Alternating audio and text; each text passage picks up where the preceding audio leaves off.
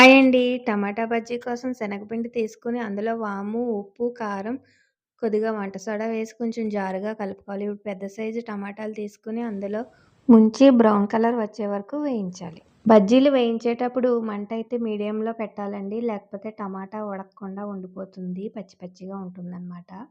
బజ్జీలు అయిపోయిన తర్వాత అందులోనే కార్న్‌ఫ్లెక్స్ వేసి వేయించి పక్కన ఉంచుకోవాలి. తర్వాత ఆయిల్ తీసేసి అటుకులు, పల్లీలు కూడా వేయించి పక్కన పెట్టాలనమాట. బజ్జీ కట్ చేసి టమాటా అంతా వేరు చేయాలండి. ఇప్పుడు ఉల్లిపాయలు, కొత్తిమీర, పచ్చిమిర్చి బయటికి తీసిన ఈ టమాటా ముక్కల్ని అందులో వేసి, అందులో ఉప్పు, కారం, ఒక నిమ్మ చెక్క పిండి వీటిని బాగా మిక్స్ చేసి ఇప్పుడు పక్కన పెట్టుకున్న బజ్జీ కప్పులున్నాయి కదండీ! ఆ కప్పుల్లో పెట్టుకొని సర్వ్ చేసుకోవాలి.